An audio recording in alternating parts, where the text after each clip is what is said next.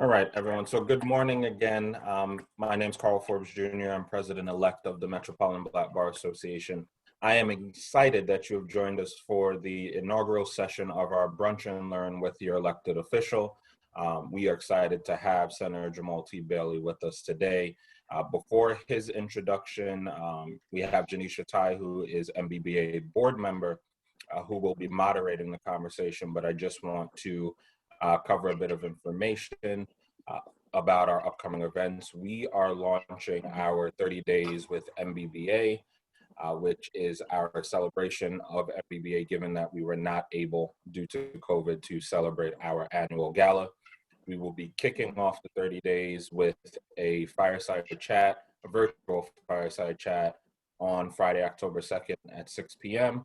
with our 2020 Presidential Award recipient, Peter Wilson Jr., who is the Diversity and Inclusion Officer at Proskauer Rose LLP. I have the distinct honor of moderating that conversation, and so I hope that you will join us on Friday for that. So today being our first Brunch and Learn, I hope that you have your favorite brunch beverage with you. I hope that some were able to make our themed beverage for this session, which is a Blackberry Thyme mocktail. I'm drinking simply orange juice because I am still on the clock today. I've got to do some work after this. So I hope you enjoy. We're really looking forward to this conversation. So Jenesha M. Tai, Esquire, has been an assistant district attorney at the Bronx County District Attorney's Office since 2016, where she represents the citizens of Bronx County by prosecuting felony and misdemeanor cases with integrity. As an assistant district attorney, Jenesha is charged with evaluating criminal cases and conducting investigations to ensure a just outcome for the community. Prior to her appointment as an ADA, Jenesha was a law clerk in civil court Bronx County and a senior law clerk in criminal court Bronx County. Her duties as a senior law clerk included researching and drafting decisions pertaining to criminal matters, including motions to vacate convictions in the interest of justice, and determining the sufficiency of search warrant applications. Jenesha has a reputation of having an excellent temperament and effectively managing her caseload. I'm going to add something here, and she's an amazing MBBA board member who I'm honored the last 2 years when I served on the board, and now in my current role to serve with her. She attended the City University of New York Law School, where she was the recipient of a CUNY Law Fellowship. Jenesha was also on the board of the Black Law Students Association and helped establish the association's first fellowship. In addition to her role with MBBA, she's an advisory board member of Bronx Community College's paralegal department. Jenesha, the virtual room is yours.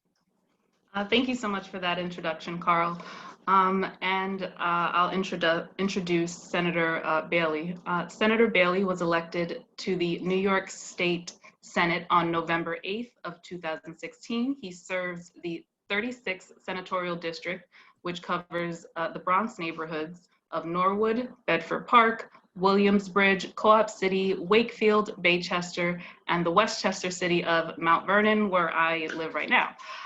He is the chairman of the Codes Committee and a member of the Judiciary, Crime Victims, Crime and Correction, Finance, Ethics and Internal Governance, Commerce, Economic Development, and Small Business Committees. He, prior to his chairmanship as the ranking member of the Codes Committee, Senator Bailey dedicated his first term in office to advocating for criminal justice reform. He has spearheaded speedy trial, bail, and discovery reform in the Senate. Recently, in the 2019 budget, he was able to achieve reform in all three areas. Under his leadership, he was able to repeal the blindfold law and implement open and automatic discovery. Additionally, he was able to ensure that defendants will be entitled to a speedy trial. This past year, he was able to spearhead monumental police reform in the legislature, including the repeal of CRL 50-A, which served as a bar to police disciplinary records. Senator Bailey also passed legislation codifying the Attorney General serving as a special prosecutor in the event of police-involved killings, legislation that requires police must report a weapon discharge within 6 hours, and that police must provide for the medical and mental health needs of those under arrest or in the custody who require it. Senator Bailey is a lifelong resident of the 36th District. He grew up in the Wakefield section of the Bronx and attended PS 83 in Morris Park and later attended MS 181 in Co-op City. He graduated from the Bronx High School of Science, went on to receive his bachelor's degree from SUNY Albany and received his law degree from CUNY Law. So I'd like to introduce you all to Senator Jamal T. Bailey. Hey, Jenesha. So one, your bio should be longer because you do a lot more stuff than the bio actually says. You are a role model to a lot of young folks. So what people don't know, right? Jenesha and I went to law school together, and she was somebody I looked up to, even though like I was old when I went to law school and she was young, right? I was an old man. But in all seriousness, like seeing somebody in the studio says Jenesha and her involvement with Balsa, what we did with the Louis DeGrasse Fellowship and what we were doing to ensure that Black law students actually mattered, right?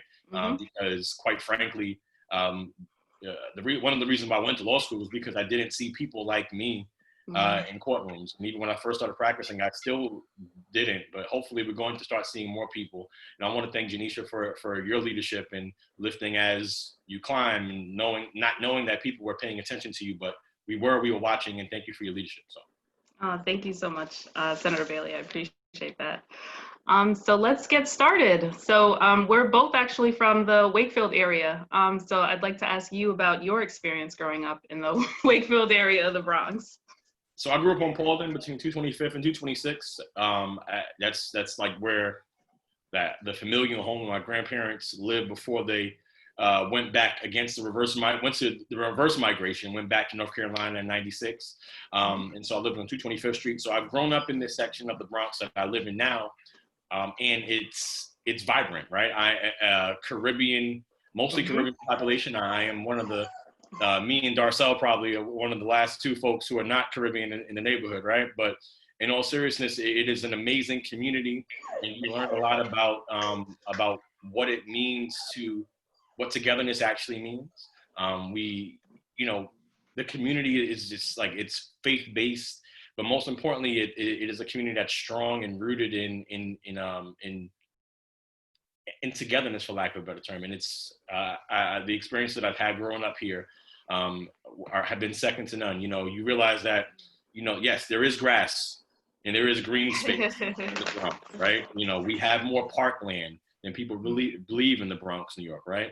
And especially in the Northeast Bronx, where people tend to think of us as Westchester, for lack of a better term.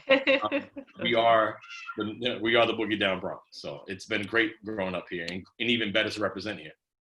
Okay, so growing up, what did you want to be when you grew up, when you were younger? Well, I mean, look, I wanted to play center field for the New York Mets, right? I know I'm a Bronx boy, but I'm a Mets fan. Or I wanted to play point guard for the New York Knicks. After I realized that I was not good enough at either one of those things, my attention quickly turned to academics. And I didn't know that I wanted to be an attorney or an elected official. I knew I just wanted to help people. I just wanted to do something to make my community better. And in college, I got a chance to intern with then just a second term assemblyman from the Bronx, the 83rd Assembly District, now known as the Speaker of the New York State Assembly, Assembly Speaker. And I just stayed involved and worked and tried to figure some things out. And by the grace of God and by the grace of good mentors, and D.A. Clark being one of them, I was able, Hugh Campbell also being one of them, I was able to be in a position where I'm where I am now, being able to serve the people where I've grown up. And it's like, there's really nothing better. Okay. So do you have any attorneys in your family? Like what gave you the audacity to think that you can be an attorney? My dad always told me, right? You have to figure out systems from the inside, right? And so if you see something broke, right, it's not enough just to know how to fix it, right? Right? It's not enough just to have it fixed, right? You can take something to somebody to have it fixed, but if you know how to fix it, that's a skill that you have and that you can pass down to others, right? We're not especially handy in my family, right? So when it comes to construction, you have to call construction folks, right? but there are certain things that you can learn, and the law being one of them. So like I figured, you know what? This might be a way for me to have a vehicle towards social change. And one of the reasons why I picked CUNY was because our motto was law in the service of human needs.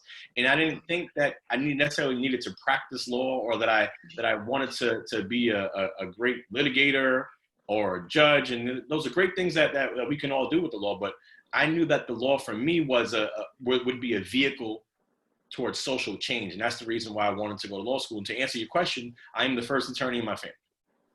Okay. So you went to CUNY Law. What was your goal when you decided to go to CUNY Law? It was to, well, I was in the CED clinic, Community Economic Development. So my clinical training, and in CUNY Law, we have some of the best clinics, you know, second to none, right? And actually my clinical training is in community economic development, worker cooperatives and not-for-profit organizations. So that's where my legal training, you know, as far as law school goes, is right. But one of the great things about CUNY was that you really got a flavor for the law, right? It wasn't just the black letter law, because anybody can read the law, right? It was, how do you implement the law? It's the same thing as a lawmaker. You can draft a policy, but how is the policy going to be implemented, right? And that's something that I really, I'm glad I learned at CUNY, because you know what they don't teach in law school, what we should be teaching in law school, is clerk window 101, right? Because you can learn everything you learn about the law, but if you don't know how to talk to that clerk, if you don't know how to talk to that court attorney, if you don't know how to talk to the people who are, you know, determining when to adjourn your next PC or your next CC, then you are lost. I learned those skills at CUNY. I don't know if everybody gets those skills fresh out of law school, right? And you know, CUNY was such a great vehicle for me, because I got to meet folks who were completely opposite and had opposite legal perspectives, and super liberal and some super conservative, and just, well, not too many super conservative, Jenesha, but a lot of super liberal folks there, right? And I got to learn, you know, this is what people think, and you learn not to take people's ideas for granted, and you learn how to work with what people have to say, as opposed to trying to superimpose your views upon other people. Working collaborative is something I really learned at CUNY. Okay, so you're a state senator now. So you're in politics now. Did you practice law before? Yes, I was practicing. I was working with Hugh Campbell for the law office of Robin and Campbell. And Hugh taught me a lot about community law, as we'll call it, right? So it's like sometimes in urban communities, specifically like Black and brown communities, from what I find, is that, you know, you want to try to be able to help and counsel. This is where the counseling part of counselor comes in. When you have a smaller firm and you're able to speak to your neighbors, and you're able to figure out disputes that happen, and you can try to figure out how you can do that. So community law, whether it was trust in states, whether it was a personal injury, whether it was real estate, I learned a lot of like basic legal skills after my clinical doctrine from Hugh Campbell, and I'm great, and I'm eternally grateful to you. Okay, so what inspired you to run for office? Like the great Ruth Hassel Thompson was somebody who represented our community for quite some time. Like the Ruth Hassel Thompson was somebody who represented our community for quite some time, and it was she left to go take a job at the governor's office. So I figured, you know, look, I lived here my whole life. I know the ins and outs of this community. I know about buy one get one free at Carvel on Wednesday and 233rd Street. I've been here to see the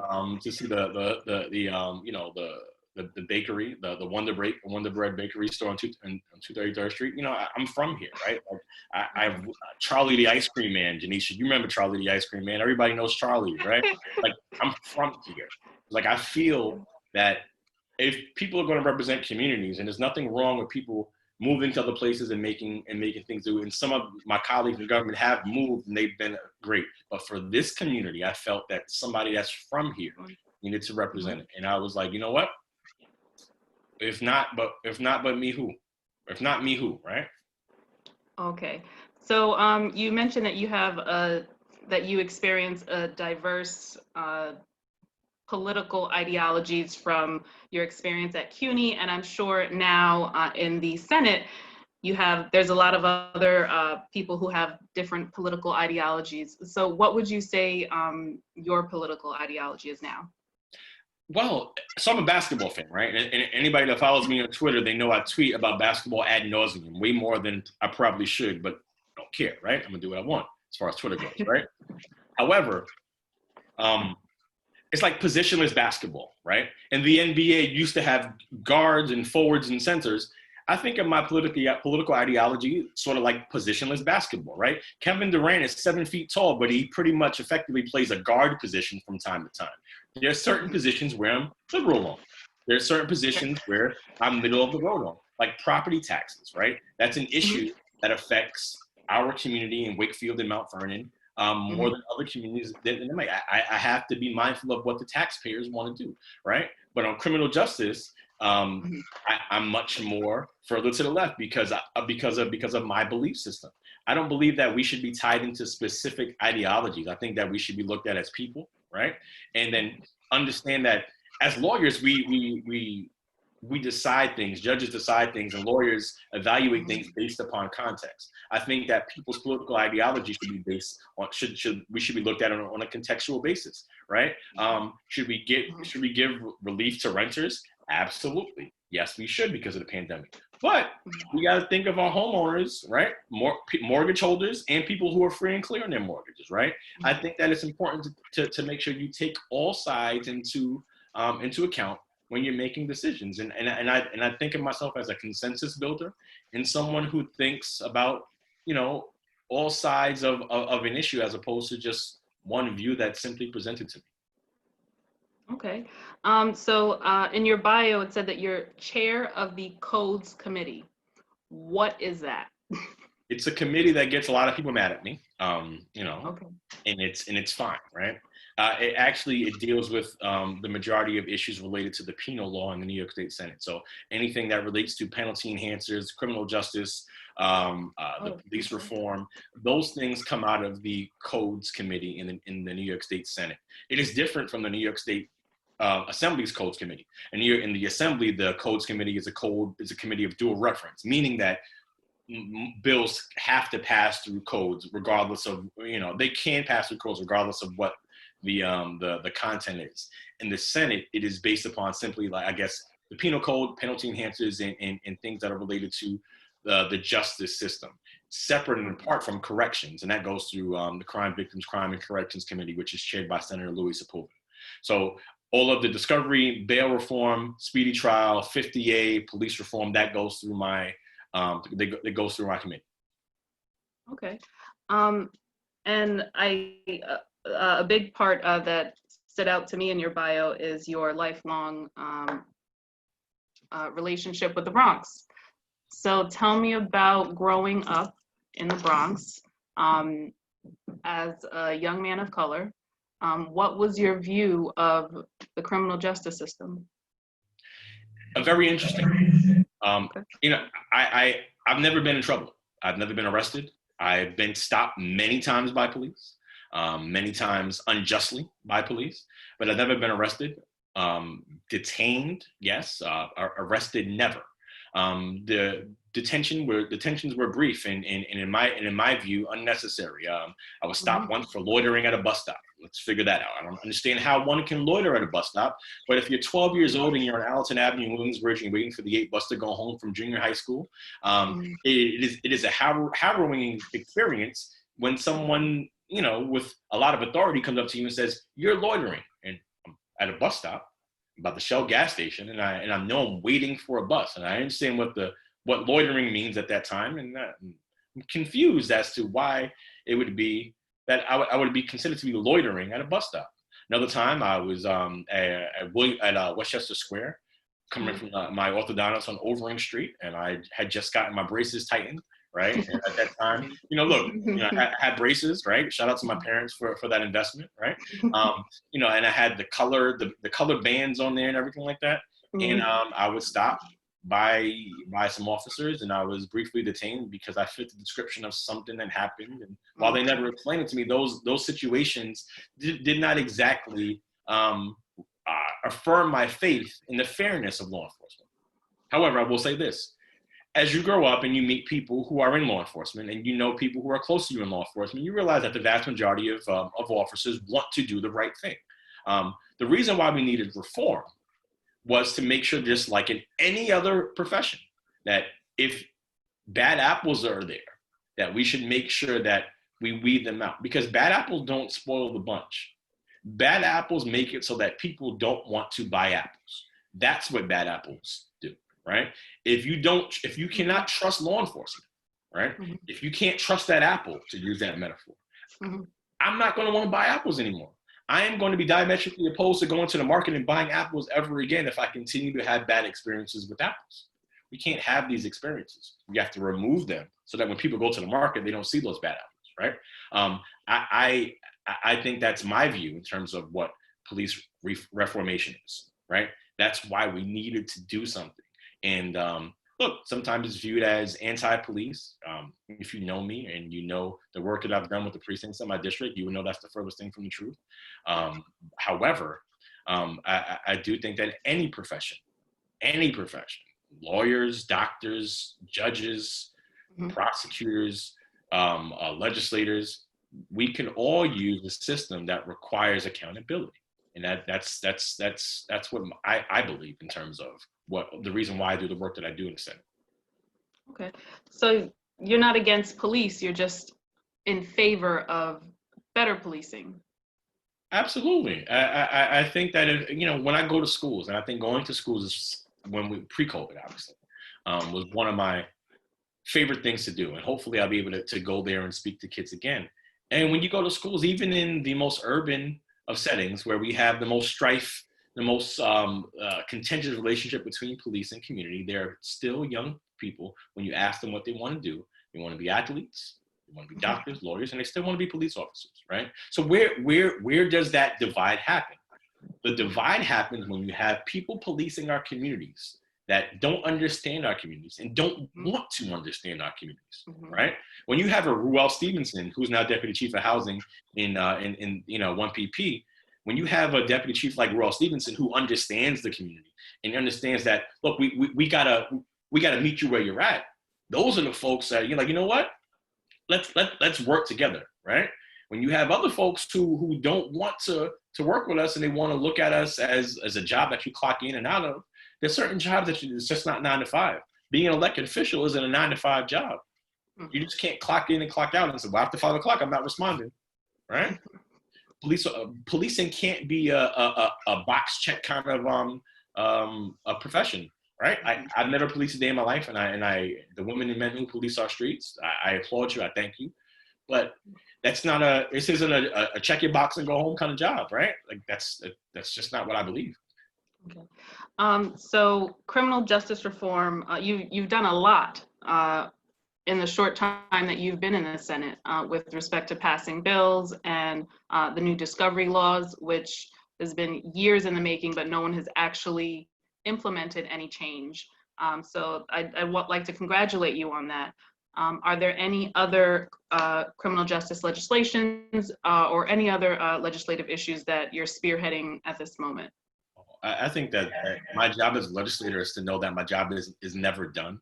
And it's part reflexive, it's part, I guess, forward-looking, right? Like, part of what we have to do is respond to certain things that happen, right?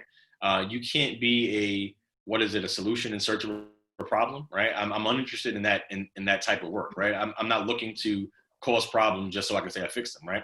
But there are still certain things that we need to do in terms of juvenile interrogations, right? The exonerated 5 now that we know, formerly the Central Park 5. The right to counsel in that room makes sense. I have a piece of legislation that would require that. Also, when we look at more police accountability, right? Look, officers sometimes transfer jurisdictions, right? You do a number of things that are not so great in one jurisdiction and you go to another jurisdiction and it's all good. No, it can't be, right? We have to be able to figure out, how do these records transfer? How do we make these folks aware of these things? Also, another one about the doctrine of qualified immunity, right? Will it be, is it enough, right? What actually stops this behavior, right? Because to take a brief detour, right? You know, sometimes people come to us with quality of life issues as legislators, right? And there's certain things that we can't regulate, certain things that we can't legislate. You can't legislate kindness, right? So sometimes you can't legislate unconscious bias, no matter how many trainings we take people to, no matter how many trainings we try to make sure that we impart upon them. So it's going to take something that's going to change people's behavior. For example, Baychester Avenue by Sousa, right? Those speed cameras there, everybody in the neighborhood knows that you better not go over 24 miles an hour or you are getting a ticket. You're getting a ticket, right? Period, right? And that's something that all of us who've grown up here, people used to speed down Baychester, nobody does anymore because those cameras have changed our behavior.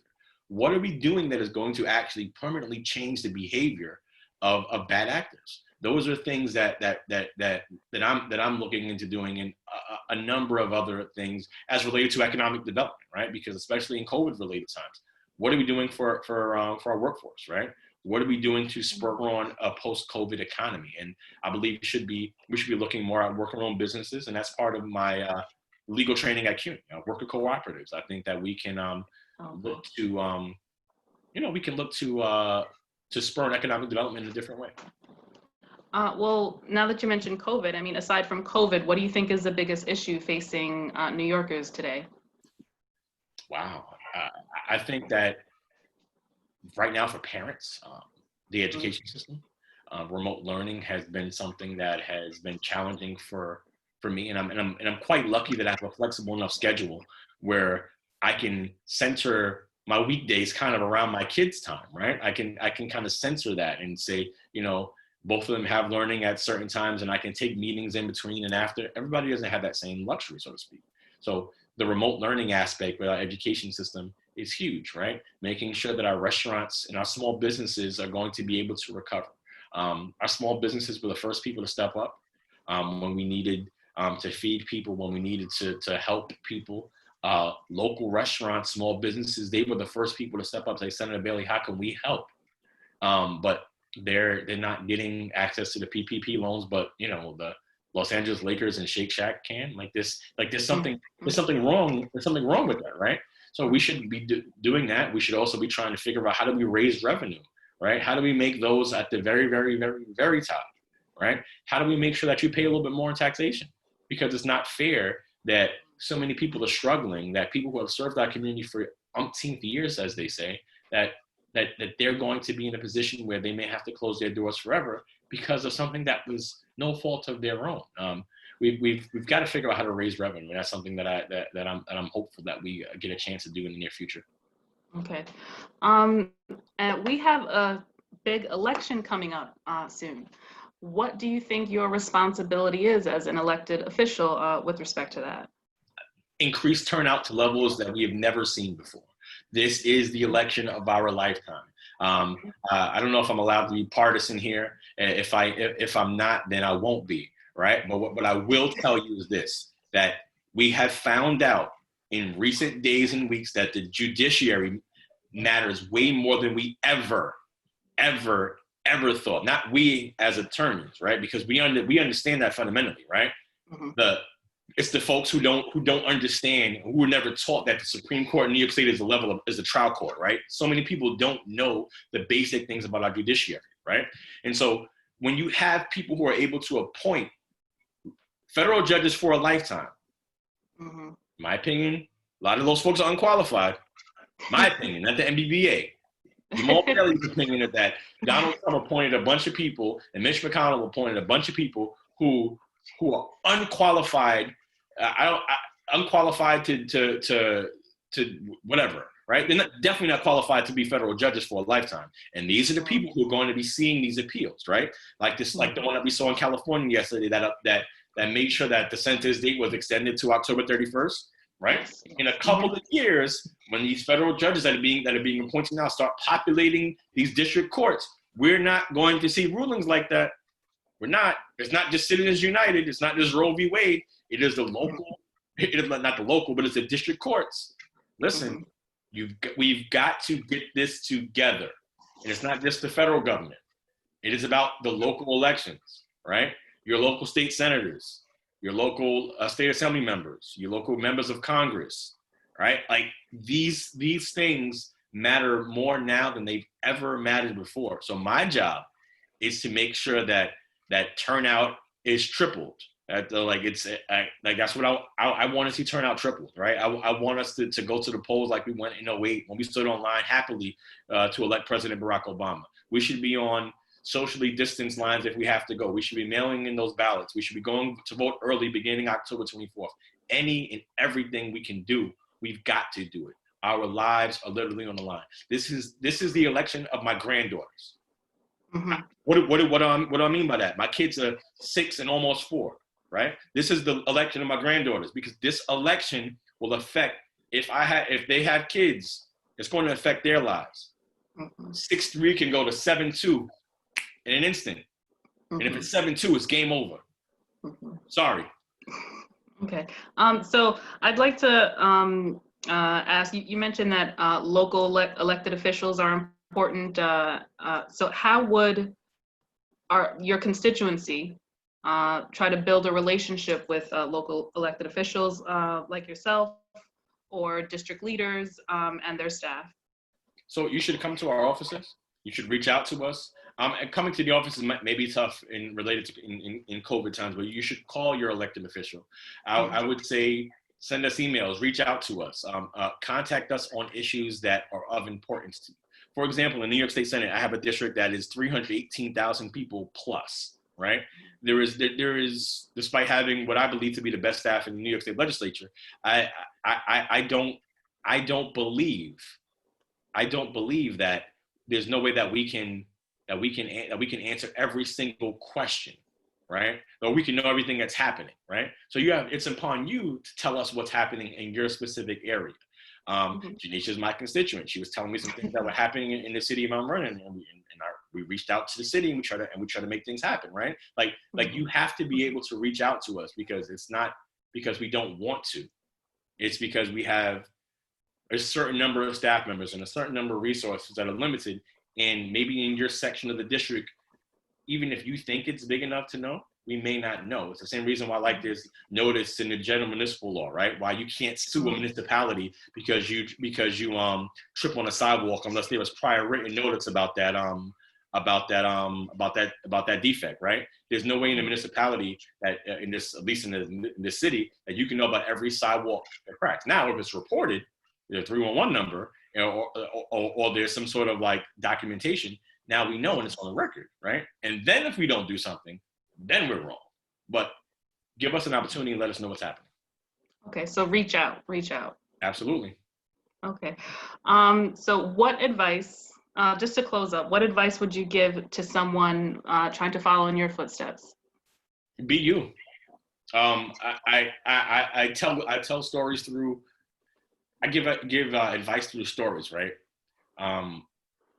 Be the first you. Don't worry about being anybody else. I took my daughter to a swim class at Bronx House, and there was an overzealous parent who was indicating to her daughter, go, be the next Michael Phelps. One, young ladies, you don't have to be Michael to be good. Michelle is just fine. And actually, Michelle and the Michelles of our world are the backbone of our party. So thank you, Michelles and Jenesha's and everybody, right? Thank you for what you do. The second thing is that don't put undue pressure on people to be like anybody else, right? I take advice and I pull good things from everybody that I'm around. So I would say, don't try to be like me. You can be better than me. But the way that you can be better than me is by being yourself first and actually caring about your community, understanding what your community needs, understanding that what you may personally believe may not be what the views of the community are at large, right? So like don't superimpose what you think as a person on your legislative views.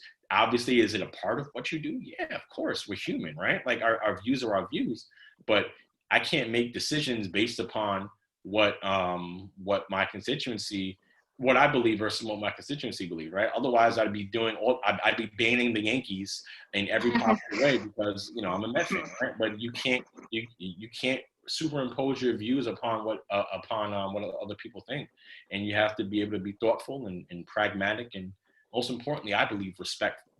Respect is the most important thing in any profession, in any walk of life. We're people too, right? Elected officials are people too. And I know that sounds silly to say, but you know, we're humans. We have feelings. You know, talk to us like you would talk to somebody else, as opposed to just, you know, I guess yelling, right? Like, you know. And if I deserve to be yelled at, Darcel, then just yell at me, right? Like, then, you know, that can, it's okay, you know. Let's say there's someone, a person on this chat who's thinking about becoming an elected official. What would you recommend would be their first steps? The first step is to actually so this is really different. This is difficult, right? I never want to discourage anybody from being an elected official. I think if you want to run for office, you should run for office. Let me preface my comments with that. But I think you should have done something in the neighborhood. I think that you should have a connection with your community. That doesn't mean you have to be a lifelong resident like me. It doesn't mean that you have to have worked in government. Like I don't think there's an arbitrary box check, so to speak, right? But I do think that you should have a legitimate connection to the community that you want to serve.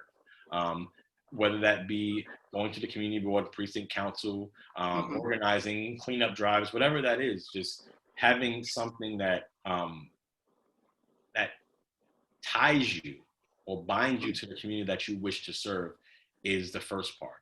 And also making sure you have that a desire to work hard, because it is working for the people that employ you is a task that you should take very seriously.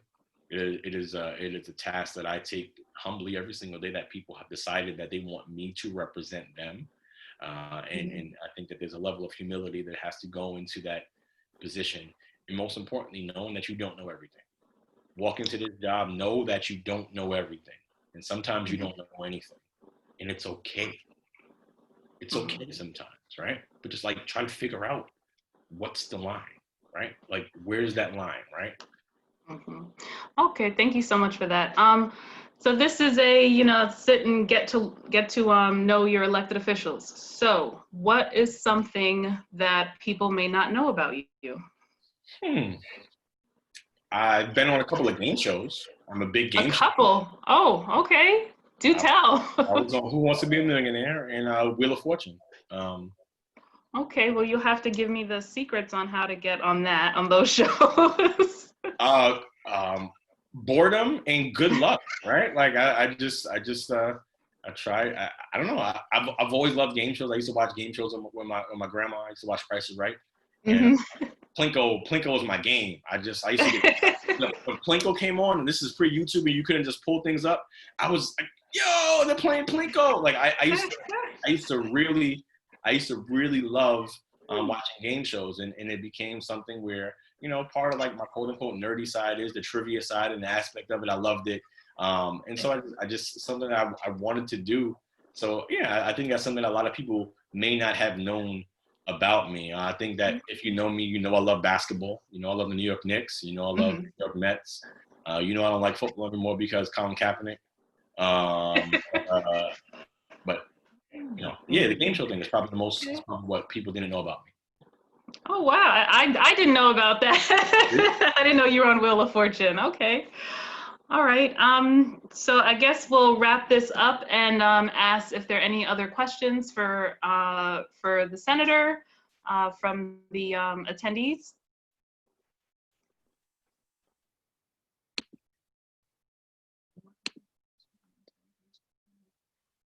Carl? Yes, can you hear me? Yes. All right.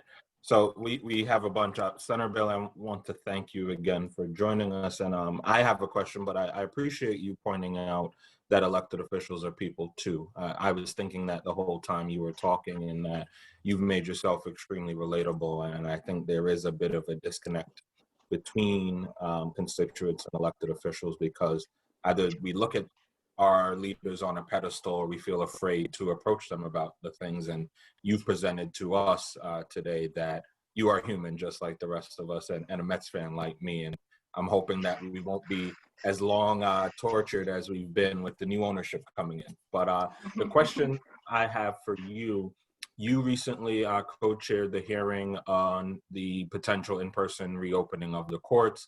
I know a bunch of our members were not able to participate, and so I just would like you to talk a bit about your position regarding the reopening and the concern you showed for your colleagues as attorneys.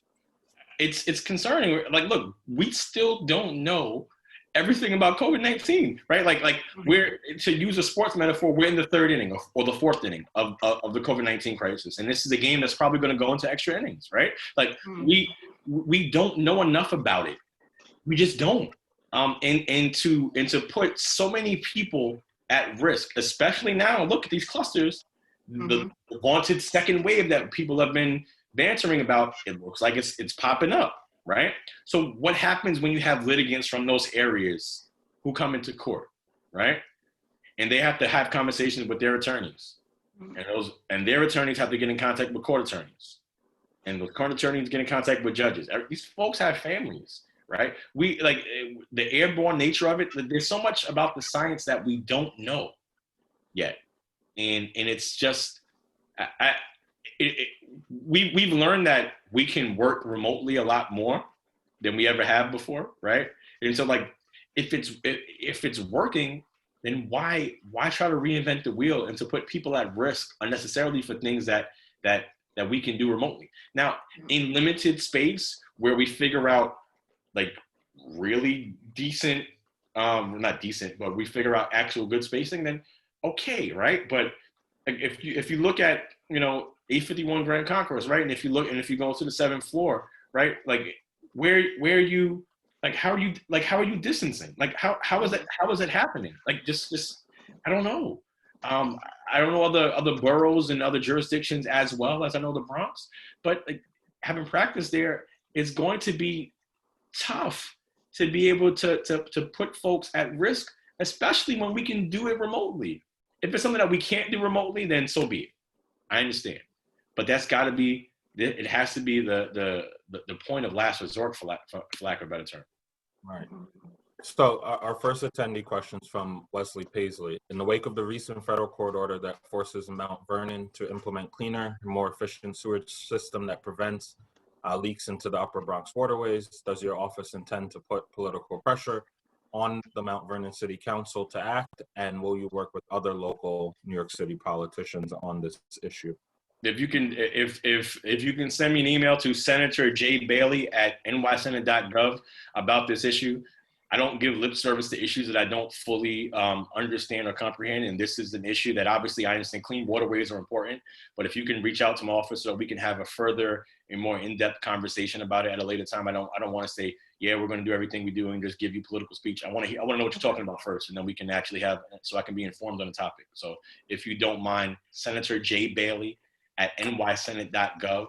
And you can put in the subject line MBBA question, and that goes for any of these unanswered questions that if we don't get to, please send that to us. It is a staff-run account that's going to go to my staff, but we will filter it out and we will be able to get you answers to your questions that we can figure out if we don't get to them today. And specifically with this, the decision that this commenter is making, I think this decision just came out this week, so they're still figuring that out. So you might have to figure out what your position is on that after you review the decision that the court just made. Yeah. Mm-hmm. All right. We talked before about your role as chair of the Committee on Codes. There's a question regarding 50A. Do you think the repeal of 50A will really make an impact and change the way investigations are done and generally on police reform? Over time, yes.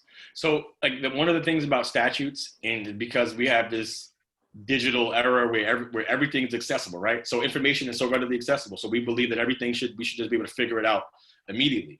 Like, we as attorneys, we know that statutes are often go through the courts and their like the treatment of it, depending on what division. Like, there's so many different things that happen with statutory construction that I don't think that we can say that within 2 months, right? Since it's 3 months since it's been passed, that we can say that it's not going to do something. I think it will over time, because I think that when you know that these records are going to be available, right? I think that'll go a long way in stopping what you're doing, right? As I said too before, is it a panacea? No. Is it a be all end all? No, right? There are certain things that have to be unlearned, so to speak. I think it is a great step in the right direction. I think with other reforms that we've passed in conjunction with those, it's going to work well. And with other things that we have to do in the future, it'll work well. But I think by and large, I think it was monumental in terms of transparency. Yes, I do believe it'll do something. Great. The next question we have, given that you're from the Bronx, what issue did you find your community needed most? And have you been able to get that for them in your current position? From a policy perspective, justice reform, and I would say yes. From an economic development perspective, it is about getting more people in our community involved in better jobs, right? Like I don't know how to say it, more career track jobs. How do we start that pipeline early? And that's also a function of funding education properly. I think that we have to look at making sure that we go from K to JD, like I did, right? Public school kid, K through JD. How do we make sure that we're supporting kids so that by the time they hit these marks, that they're going to be successful? So we have more work to do with funding our education system. It's tough right now because of the budget deficit that we were in prior to even COVID, and that COVID has further exacerbated. But I think that we have more work to do. We have a lot more work to do in terms of education reform and making sure that every child, especially in this district, has the access to education that I had. I was with you on the public school until law school. And shout out to SUNY. I went to Binghamton. All right, next attendee question. What are you currently doing in the community to help, one, promote the completion of the census, and two, get Black communities to understand the importance of voting? And you touched on that latter part of it. So you should be, if you're signed up to my email list, you're probably annoyed by my census countdown email. So that's one of the things that we're doing. We post on social media. We have census events and registration drives, and trying to fit them in even in places where you don't necessarily think. For example, last night, a young lady by the name of Layla Capers, she's on Colden Avenue, amazing young voice. She was singing for first responders. We stuck a census table in there and a voter registration table, right? We're trying to make sure we put it in every single possible place that is there. But it's one of these things where I'm going to go back to PBS, old school. We need viewers like you, right? We need folks to connect it, right? It's not just on the elected official's shoulder. It's not fair for folks to say, and I'm not saying this is what the question is saying. I'm going to be very clear, but it's not fair for folks to say, well, what are y'all doing? No, what are y'all doing? Help us help you. We put the message out, share it. You share Cardi B memes and you share all types of nonsense, me included, right? So like, share something positive. Share the census data.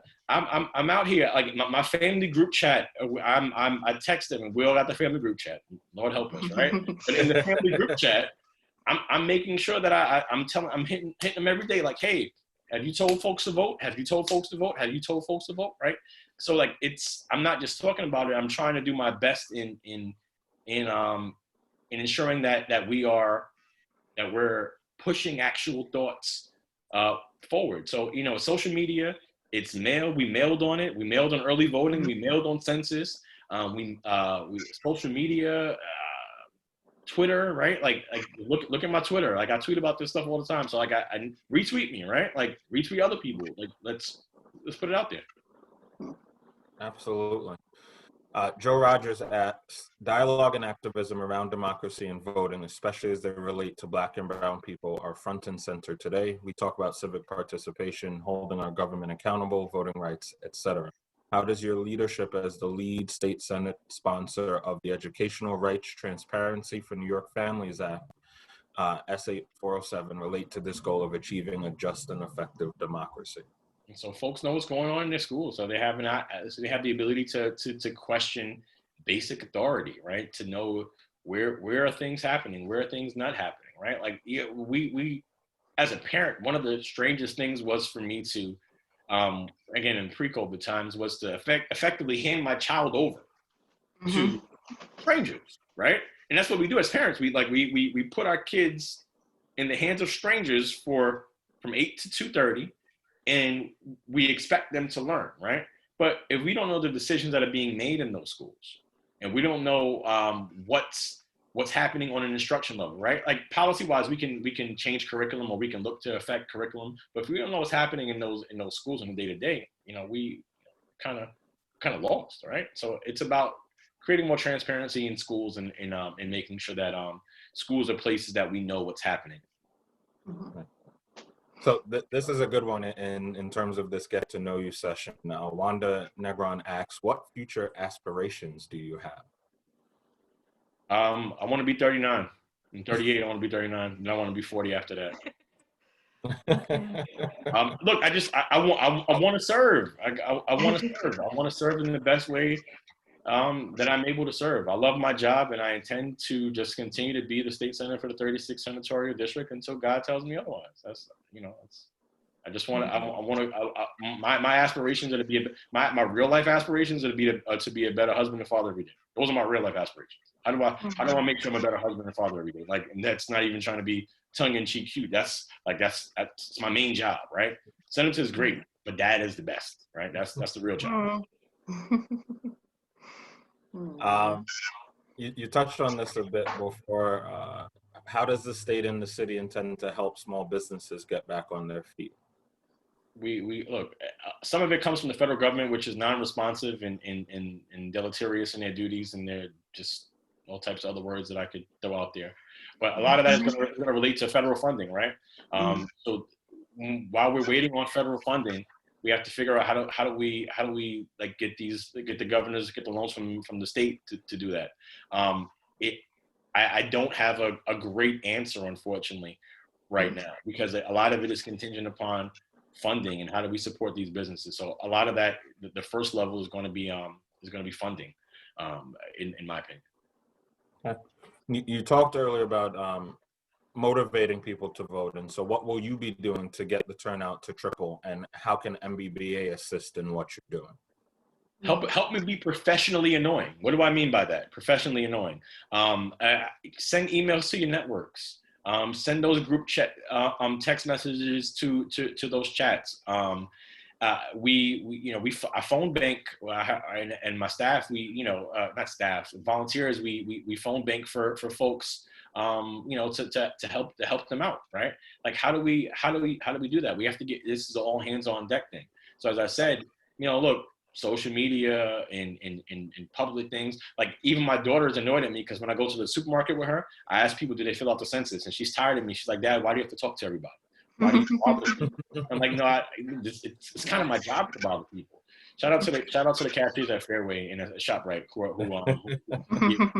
but seriously, like everywhere I go, I'm asking people, have they filled out the census? I'm asking people, are you registered to vote?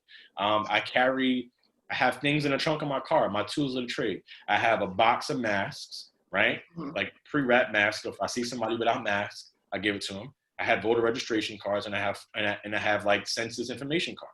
So like I drive, and I wish I can take a picture of the trunk. Actually, I don't want to take a picture because it's messy. But if you see me and you see me driving around, aside from that, in the basketball, I always have a basketball in the trunk of my car. Those things I have in the trunk of my car to make sure that I'm able to not just talk about it, but to actually help. So those are things that I'm trying to do that help triple the turnout. But again, viewers like you, I need your help. I need all hands on deck. I need I get the MBBA blast and I love them. I like to see top line. How many days do we have until election day? And it's all about the top line, because unfortunately we've devolved into a society of headline readers, right? We don't read the story. So the headline has got to be X amount of days to election day, X amount of days to fill out your census. And then, look, if you want to seek knowledge, you'll find knowledge. So put the knowledge after the headline. And the headline's got to be vote and census. That's how the MBBA can help us. Because it's not just helping me, it's help us. And another thing that I know that Senator Bailey has done is send out several mailers. I have at least 3 or 4 for every member of my household informing me of where to vote, the time frame for early voting, and whether we're reminding us to register for the census, even though we registered a while ago, but we're still getting those. So he's sending that out to all his constituency. Well, I'm glad you get them, so we're not just wasting the paper. But again, that's electronic. Sign up to email lists. Share email lists with friends, right? Because even if we're only getting a 10% clip of new that's 10% more people than we had yesterday, right? So like, as my mama always taught me with money, there's no such thing as only. Like, it's not only a penny, because 25 pennies is a quarter, 4 quarters is a dollar, so on and so forth, right? So like don't worry about only. I only reach this. Well, just get somebody. Help me out. Help us out. And that's really a great place for us to end, being conscious of time. We do have more questions, but as the senator stated before, feel free to email him at senatorjbailey@nysenate.gov. Put MBBA in the subject with questions and issues that you would like to bring to his attention. I would ask you to all virtually join me in thanking MBBA board member Jenesha Tai for moderating such a wonderful conversation, and for Senator Jamal T. Bailey for participating in our inaugural Get to Know You session, Brunch and Learn with your elected official. Thank you, Senator Bailey and Jenesha. We really appreciate it. Absolutely. Thank you so much. Look out, everyone, for the next session in the series. And again, we hope that you will join us for our future events, including 30 Days of MBBA, MBBANYC.org for more information, and look out for our website refresh, which should be launching in the coming weeks. So we're really excited about it. Take care, everyone, and have a great weekend. All right. Take care. Thank you. Take care.